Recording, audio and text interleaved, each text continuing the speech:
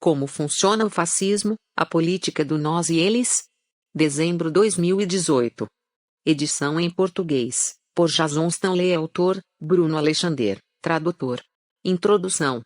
Tendo crescido com pais que deixaram a Europa como refugiados, fui criado com histórias da nação heroica que ajudou a derrotar os exércitos de Hitler e inaugurar uma era inédita de democracia liberal no Ocidente.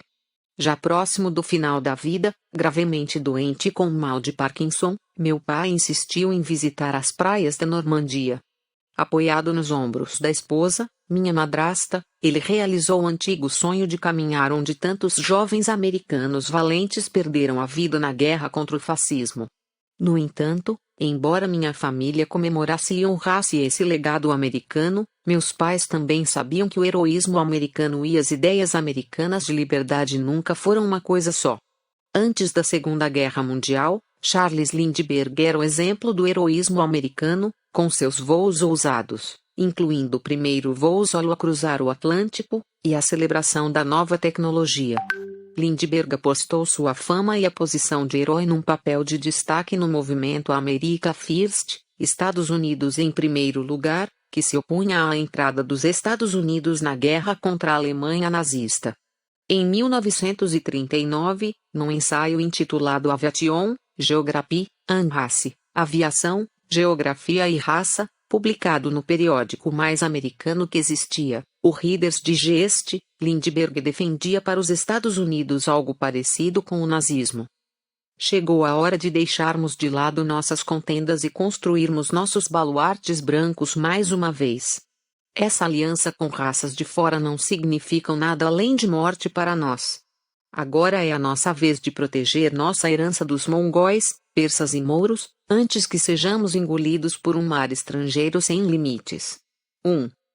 O ano de 1939 também foi o ano em que meu pai, Manfred, com 6 anos na época, escapou da Alemanha nazista, deixando o aeroporto de Tempelhof, em Berlim, em julho, com sua mãe, Ilse, depois de passarem meses na clandestinidade. Ele chegou a Nova York no dia 3 de agosto de 1939, passando de navio pela Estátua de Liberdade em direção ao porto. Temos um álbum de família das décadas de 1920 e 1930. Na última página, há 6 fotos diferentes da Estátua da Liberdade tornando-se gradativamente visível. O movimento America First era a faceta pública do sentimento pró-fascista dos Estados Unidos naquela época. 2. Nas décadas de 1920 e 1930, muitos americanos tinham a mesma visão de Lindbergh contra a imigração, sobretudo de não-europeus. A Lei da Imigração de 1924 restringia a imigração ao país, e seu principal objetivo era dificultar a imigração tanto de não-brancos quanto de judeus. Em 1939, os Estados Unidos permitiram que pouquíssimos refugiados atravessassem suas fronteiras, e é um milagre que meu pai estivesse entre eles. Em 2016, Donald Trump ressuscitou o America First como um de seus slogans, e desde sua primeira semana no cargo seu governo tem proibido implacavelmente a imigração, incluindo de refugiados, principalmente de países árabes. Trump também prometeu deportar os milhões de trabalhadores não brancos, provenientes da América Central e da América do Sul, que estavam ilegais nos Estados Unidos e, ainda, dar um fim à legislação que protege da deportação os filhos trazidos com eles. Em setembro de 2017, o governo Trump estabeleceu um limite de 45 mil no número de refugiados que poderiam entrar nos Estados Unidos em 2018, o menor número desde que os presidentes começaram a estabelecer esses limites.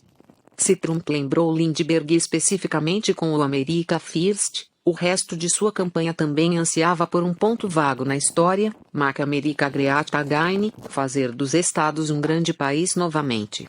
Mas quando, exatamente, aos olhos da campanha de Trump, os Estados Unidos foram um país grande? Durante o século XIX, quando o país escravizava sua população negra? Na vigência das leis Jim Crow, quando os negros americanos do Sul eram impedidos de votar?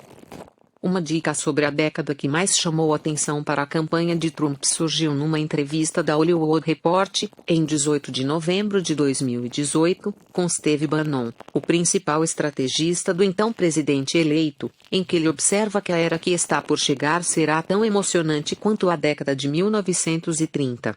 Ou seja, a era em que os Estados Unidos tinham a maior simpatia pelo fascismo. Nos últimos anos, diversos países de todos os cantos do mundo foram acometidos por uma espécie de nacionalismo de extrema-direita. A lista inclui Rússia, Hungria, Polônia, Índia, Turquia e Estados Unidos. A tarefa de generalizar em torno de tal fenômeno é sempre problemática, já que o contexto de cada país é sempre único. Mas essa generalização é necessária no momento atual. Escolhi o rótulo fascismo para qualquer tipo de ultranacionalismo, étnico, religioso, cultural, no qual a nação é representada na figura de um líder autoritário que fala em seu nome. Como Donald Trump declarou em seu discurso na Convenção Nacional Republicana em julho de 2016, eu sou sua voz. Meu interesse neste livro está na política fascista, sobretudo nas táticas fascistas como mecanismo para alcançar poder. Quando aqueles que empregam essas táticas chegam ao poder, os regimes que eles praticam são, em grande parte, determinados por condições históricas específicas. O que aconteceu na Alemanha foi diferente do que aconteceu na Itália. A política fascista não conduz necessariamente a um Estado explicitamente fascista, mas é perigosa de qualquer maneira. A política fascista inclui muitas estratégias diferentes: o passado mítico, propaganda, anti-intelectualismo, irrealidade, hierarquia, vitimização, lei e ordem, ansiedade sexual, apelos à noção de pátria e desarticulação da união e do bem-estar público. Embora a defesa de certos elementos seja legítima e, às vezes, justificada, há momentos na história em que esses elementos se reúnem num único partido ou movimento político, e esses momentos são perigosos. Nos Estados Unidos de hoje, os políticos republicanos utilizam essas estratégias com cada vez mais frequência. Sua crescente tendência a se envolver nesse tipo de política deve obrigar os conservadores honestos a refletir. Os perigos da política fascista vêm da maneira específica como ela desumaniza segmentos da população. Ao excluir esses grupos, limita a capacidade de empatia entre outros cidadãos, levando à justificação do tratamento desumano, da repressão da liberdade, da prisão em massa e da expulsão, até, em casos extremos, o extermínio generalizado. Genocídios e campanhas de limpeza étnica são geralmente precedidos pelos tipos de táticas políticas descritas neste livro. Nos casos da Alemanha nazista, de Ruanda e da Myanmar de hoje, as vítimas de limpeza étnica foram submetidas a ataques retóricos cruéis por líderes e pela imprensa por meses ou anos antes de o regime se tornar genocida. Com esses precedentes, deveria preocupar a todos os americanos que, como candidato e como presidente, Donald Trump tenha insultado, pública e explicitamente, grupos de imigrantes. A política fascista pode desumanizar grupos minoritários mesmo quando não há o surgimento de um Estado explicitamente fascista. 3. Em alguns aspectos, Myanmar está em transição para uma democracia. Mais 5 anos de brutal retórica dirigida à população muçulmana Rohingya resultaram, no entanto, num dos piores casos de limpeza étnica desde a Segunda Guerra Mundial. O sintoma mais marcante da política fascista é a divisão. Destina-se a dividir uma população em nós e eles. Muitos tipos de movimentos políticos envolvem tal divisão. Por exemplo, a política comunista utiliza como arma as divisões de classe. Para fazer uma descrição da política fascista é necessário descrever a maneira muito específica pela qual a política fascista distingue nós de eles, apelando para distinções étnicas, religiosas ou raciais, e usando essa divisão para moldar a ideologia e, em última análise, a política. Todo o mecanismo da política fascista trabalha para criar ou solidificar essa distinção. Os políticos fascistas justificam suas ideias ao aniquilar um senso comum de história, criando um passado mítico para respaldar sua visão do presente. Eles reescrevem a compreensão geral da população sobre a realidade, distorcendo a linguagem da idealização por meio da propaganda e promovendo o anti-intelectualismo, atacando universidades e sistemas educacionais que poderiam contestar suas ideias. Depois de um tempo, com essas técnicas, a política fascista acaba por criar um estado de realidade, em que as teorias da conspiração e as notícias falsas tomam o lugar do debate fundamentado. À medida que a compreensão comum da realidade se desintegra, a política fascista abre espaço para que crenças perigosas e falsas criem raízes. Em primeiro lugar, a ideologia fascista procura naturalizar a diferença de grupo, dando assim a aparência de respaldo científico e natural a uma hierarquia de valor humano. Quando classificações e divisões sociais se solidificam, o medo substitui a compreensão entre os grupos. Qualquer progresso para um grupo minoritário estimula sentimentos de vitimização na população dominante. Política da lei e da ordem tem apelo de massa, lançando nós como cidadãos legítimos e eles, em contraste, como criminosos sem lei, cujo comportamento representa uma ameaça existencial à masculinidade da nação.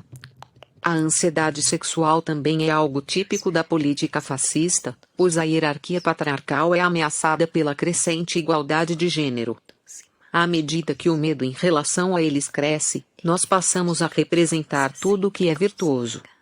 Nós vivemos no centro rural, onde os valores puros e as tradições da nação ainda existem milagrosamente, apesar da ameaça de cosmopolitismo das cidades da nação, ao lado das hordas de minorias que vivem ali, encorajadas pela tolerância liberal. Nós somos trabalhadores e conquistamos nosso primeiro lugar com luta e mérito. Eles são preguiçosos, sobrevivem dos bens que produzimos, explorando a generosidade de nossos sistemas de bem-estar social ou empregando instituições corruptas, como sindicatos, para separar os cidadãos honestos e trabalhadores de seus salários. Nós somos produtores, eles são parasitas. Muitos indivíduos não estão familiarizados com a estrutura ideológica do fascismo, na qual cada mecanismo da política fascista tende a se basear em outros. Eles não reconhecem a interconexão dos slogans políticos que são solicitados a repetir. Escrevi este livro na esperança de fornecer aos cidadãos as ferramentas fundamentais para reconhecer a diferença entre as táticas legítimas da política democrática liberal, de um lado, e as táticas desleais da política fascista, de outro. Em sua própria história, os Estados Unidos podem encontrar um legado do melhor da democracia liberal, assim como as raízes do pensamento fascista. Na verdade, Hitler foi inspirado pelas leis da Confederação e pelas leis Jim Crow.